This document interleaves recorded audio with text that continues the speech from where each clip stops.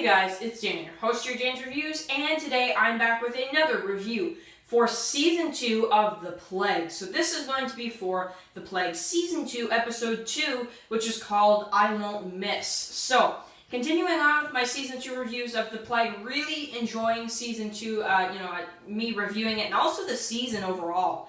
I don't say it much because, I haven't reviewed every episode of Season 2, but I really think Season 2 of The Plague is just, when I'm sitting down and I'm watching some of these episodes, I'm really enjoying them. I mean it. I really am enjoying some of these episodes, especially the finale, some of my favorites, like the finale, episode 5, I really enjoyed.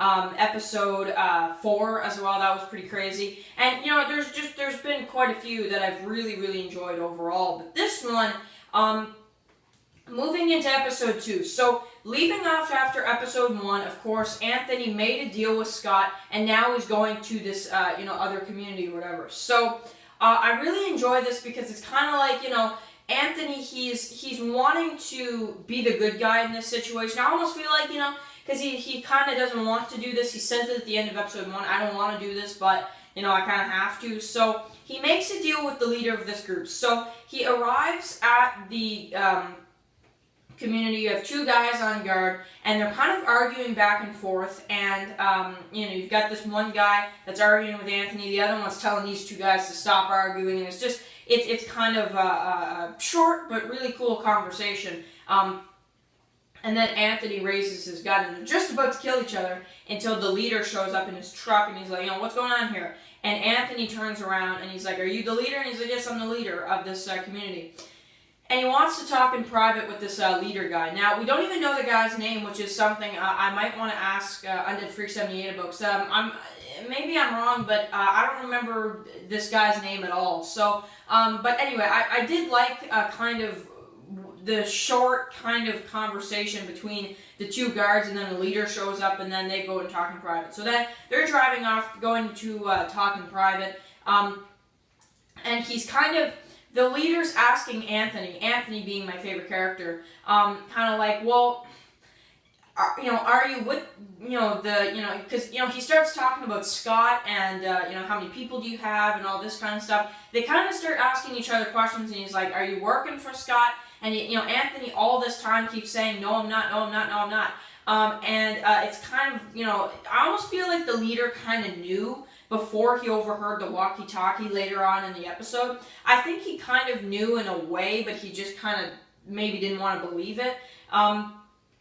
So he makes a deal with Anthony for, ammo, food, supplies, whatever, and then they will attack Scott in about a week. So he gives him the supplies, they go back to the community, and he keeps asking him, are you working for these guys? And he's like, no, I'm not. I keep telling you for the last time, no, I'm not.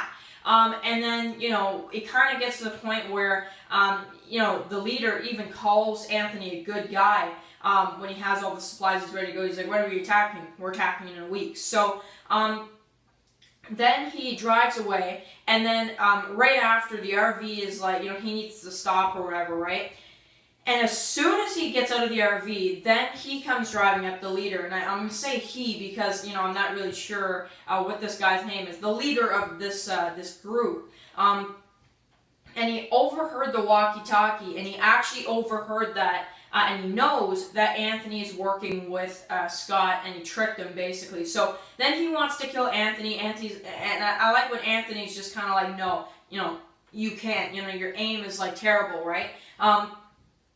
And then, them two, they kind of fight it out. They're pointing guns to each other, and Anthony pulls out the gun and shoots this guy. So he goes down, and then he's like, good thing, that I can go now. The RV is all right now, so I can go. And then you've got kind of, I like how this ends because you've got Lead Me Home. So this is a theme song that I've heard in Into the Badlands, of course, The Walking Dead as well. So I've heard it in a couple different ones, so this is a really cool theme song. I do like this as he kind of drives back to the community. And I do like this ending a lot because we finally, after the season 1 finale, we didn't see Andy in, the season premiere because we were kind of, Anthony was doing his own thing and we didn't really have the time to check back on Andy. But we find out that Andy is still in the cell and he's still breathing and he's still alright.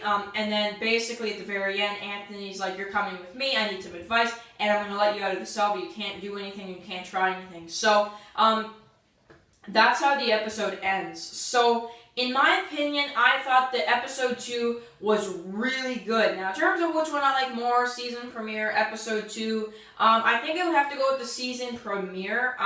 This, well, I don't know. Both episodes really do have something great, I feel like, and they're both amazing in my opinion. Which one I liked better is actually, I'm trying to think to myself, I don't know. They're kind of, honestly, in my opinion, they're kind of tied. I can't pick one. But maybe in terms of the story and everything like that, maybe I'm preferring episode 2. But again, I really, really enjoyed the premiere, so it's kind of difficult to pick. So I'm just going to leave it at that, really. So anyway, really enjoyed this second episode. Can't wait to review episode 3 and onward. And anyway, guys, thank you guys so much for watching this video, and I will catch you guys in the next one. Peace out.